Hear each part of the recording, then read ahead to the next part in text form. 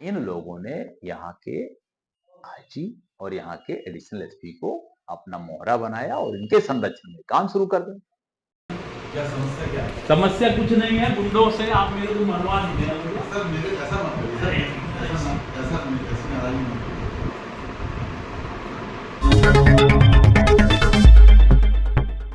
जन जन की आवाज, सिटी न्यूज MP।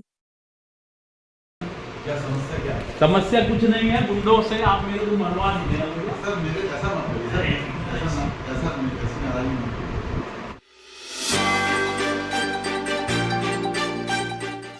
गांव-गांव में अवैध शराब, कोरेक्स, गांजा और नशे की गोलियां धड़ल्ले से बिक रही हैं, जिससे लगातार आपराधिक घटनाएं बढ़ रही हैं। विधायक प्रदीप पटेल ने एएसपी से बढ़ती आपराधिक गतिविधियों पर रोक लगाने का आग्रह किया था, लेकिन उन्होंने कार्रवाई नहीं की। इससे नाराज विधायक जनता की सुरक्षा व्यवस्था को लेकर एसपी कार्यालय पहुंचे और अतिरिक्त पुलिस अधीक्षक अनुराग पांडेय के कक्ष में जाकर उनको बकायदे दंडवत नमन किया, जिसका वीडियो सामने आने के बाद मचे बवाल के बीच यह सवाल उठा कि आखिर विधायक ने ऐसा कदम क्यों उठाया। तो आपको बता दें कि विधायक प्रदीप पटेल ने अपनी तरफ से हर वह कोशिश की जिससे जिले में अपराध पर अंकुश लगे और नशे का अवैध धंधा करने वालों को जेल की सलाखों के अंदर पहुंचाया जाए, लेकिन पुलिस इन लगाम लगाने में नाकाम नहीं, बल्कि ये पुलिस के आला अधिकारी ही अपराधियों की तरफदारी कर उनका बचाव कर रहे हैं।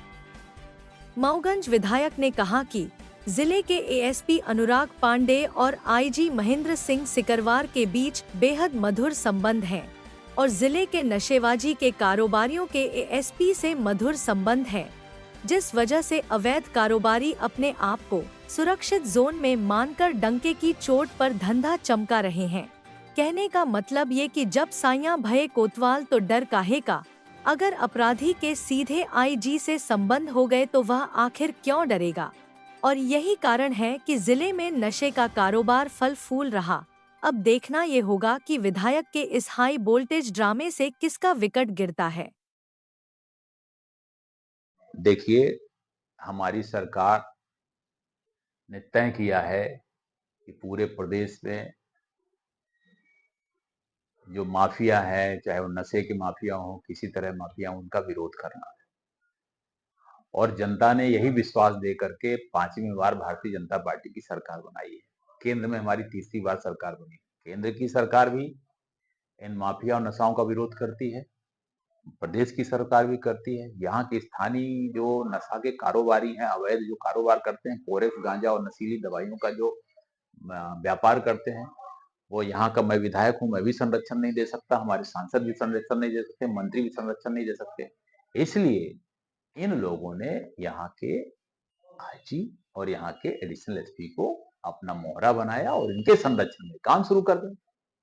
और इसलिए मैंने इनको मैंने कई बार बोला, 1 बार, 2 बार, 4 बार लिख के दिया, मैंने डीजी को भी लिख के दिया, इनको भी कई बार लिख के बताया, सबको मालूम है, मगर ये कुछ नहीं।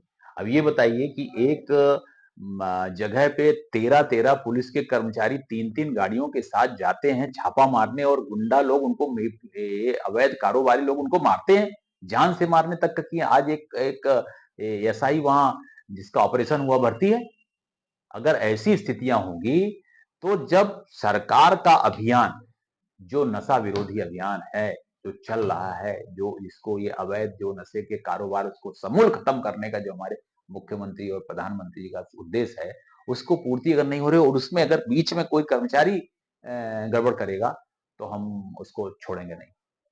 और हमने विशेष अनुरोध के साथ कागज दिया है, हमने पहले भी बताया है और आज भी बता रहे हैं और मुझे पूरा भरोसा है कि हमारी इस बात के संज्ञान में माननीय मुख्यमंत्री सरकार में बैठे हुए लोग लेंगे और जो जरूरी होगा वो कार्रवाई करेंगे। पूरे 40 साल से यहाँ की विशेष मांग है कि हमारे इस मऊगंज क्षेत्र से नशा के अवैध नशे के कारोबार को बंद किया जाए।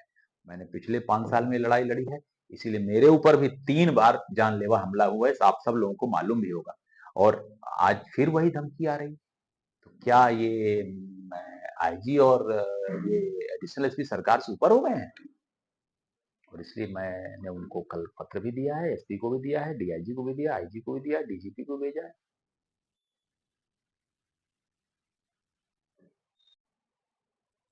तो ये जो नशे की खेप आती है, चाहे वो गांजा हो, चाहे कोरेक्स हो, चाहे अन्य मादक पदार्थ हो, ये कहाँ से आती है, तो रोहत से मिल जाती है। देखिए, ये हमारा जो ये यूपी का बॉर्डर है, यहाँ से बिहार से लेकर के और कलकत्ता और हमारा पश्चिम बंगाल तक का मार्ग यही है। और ये बॉर्डर में इधर से समाप्त तरह के अवैध रूप से सामग्रियां आती हैं।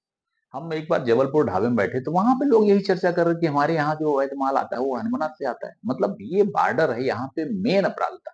वही तो मैं आपसे कह रहा हूँ कि जब सरकार हमारा संरक्षण नहीं दे रही है, मैं विधायक हूँ संरक्षण नहीं दे रहा हूँ, सांसद नहीं संरक्षण दे रहे, तो किसके संरक्षण में आखिर ये अवैध कारोबार चल रहा है? तो इन्होंने जो ये माफिया लोग हैं, जो ये कोरेक्स गांजा और इसके तत्व चला रहे हैं, जो कहीं ना कहीं कांग्रेस से जुड़े हुए लोग रहते हैं।